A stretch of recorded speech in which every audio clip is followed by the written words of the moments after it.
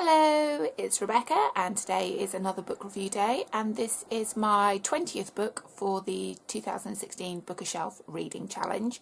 I will leave a link down below in the description to explain what the challenge is about, but it's to read 26 books over the year with each book coming from a different category.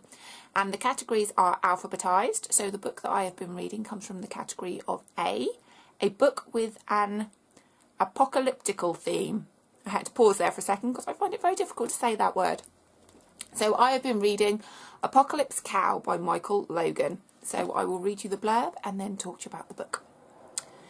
It began with a cow that just wouldn't die. It became an epidemic that transformed Britain's livestock into sneezing, slavering, flesh-craving, four-legged zombies.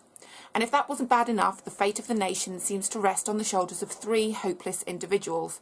An abattoir worker whose love life is non-existent thanks to the stench of death that clings to him, a teenage vegan with extreme eczema, and an inept journalist. As Britain descends into chaos, these unlikely heroes must pool their resources, escape the zombie herds, find the cure, and save the world.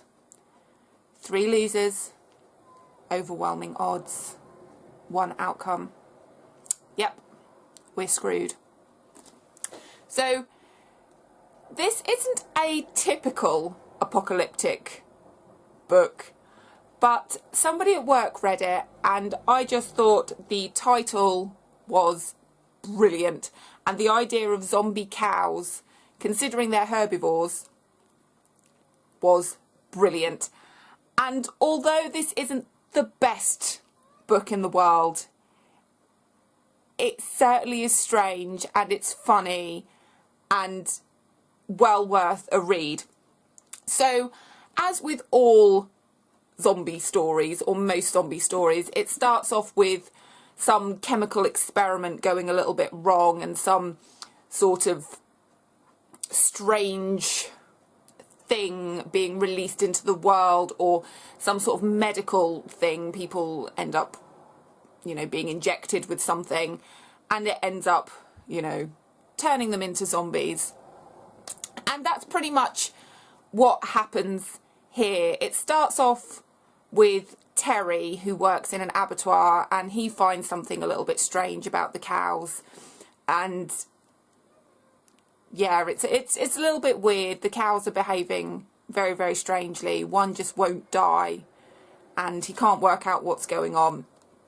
And then we meet Leslie, who's a journalist, and she's not very good, and she's competing against another guy in the office who's a bit of an idiot and she doesn't like him.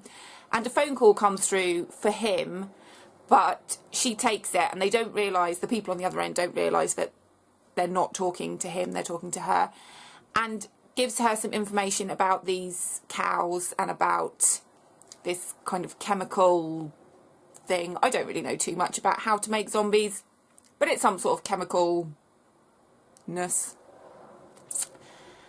And so she follows the lead and tries to find out what's going on and ends up getting herself into a little bit of trouble.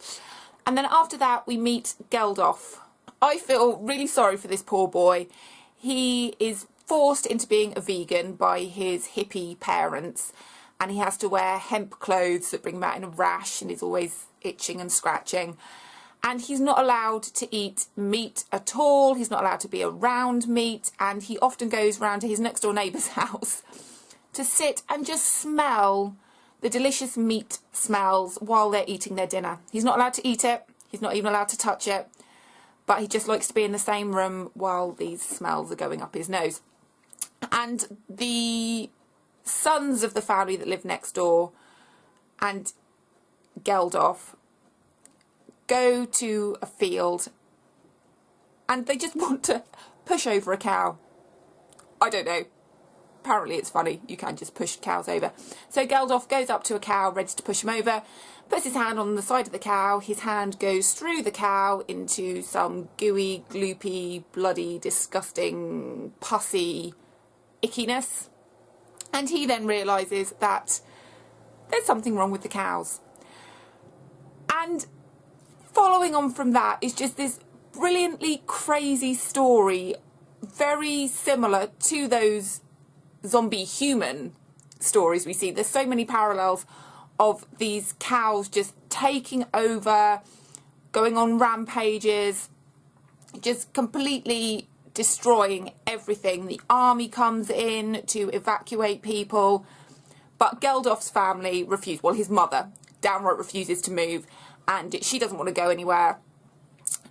She's very, very stubborn. She doesn't want to let the animals that she's cared for, being a vegan, you know, she's never hurt an animal. She doesn't want to then hurt any of these animals, and she's refusing to do anything. And Terry gets himself into a few scrapes, and Leslie definitely does. She ends up meeting the people who have kind of instigated this whole thing, and she needs to get this story out so that she can become this amazing journalist that she's always wanted to be. And eventually, through some weird, almost contrived meetings and situations, these three, Terry, Leslie and Geldof, end up being the people that everyone has to rely on. And they are useless. They are absolutely useless. They don't know what's going on, but they have to try and get themselves... Oh, this is all happening up in Scotland, I should have said. So they're trying to get themselves from Scotland across the borders into France, just to escape all of this that's going on in the country. And it ends up not just being cows. There are squirrels that go mad. There are dogs that go mad. And they're trying to find a cure, and they're trying to work out whether or not humans can contract this virus. And it's just, like I say, it's not the best book. It's not extremely well written or any of those things, but it is so strange and so funny in places that you are literally laughing out loud, not just kind of going, that's kind of funny, but you are laughing out loud. One of my favourite bits in the book, it's just so stupid, but I was sitting at work and I just read it and kind of guffawed. A woman has been injured, and she's kind of slipping in and out of a coma, not in and out of a coma, in and out of consciousness. And she's lying there, and yeah, I'll just read it to you. Constance released her grip and fell back. Either she was satisfied with the answer, or she was about to pop her clogs. She let out a wet, hacking cough. Blood, thick and dark, oozed over her bottom lip. Her hand fell limp onto her chest. "Is she dead?" Terry asked. Leslie bent over to listen to Constance's chest. "I think so, poor old Biddy." "I heard that," Constance said weakly, then died properly. Like, it's just so blunt and strange. I think the only way I can describe this book is strange.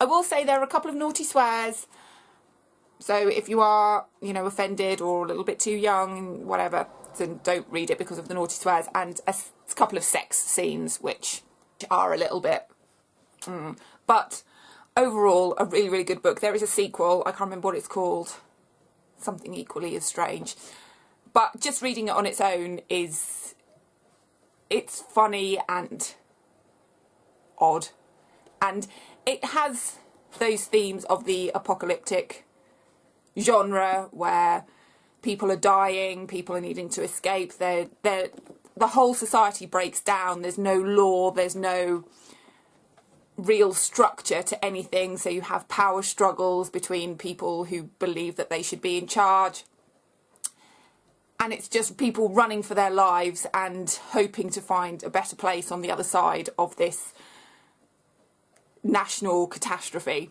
But yeah, well worth a read and really enjoyed it.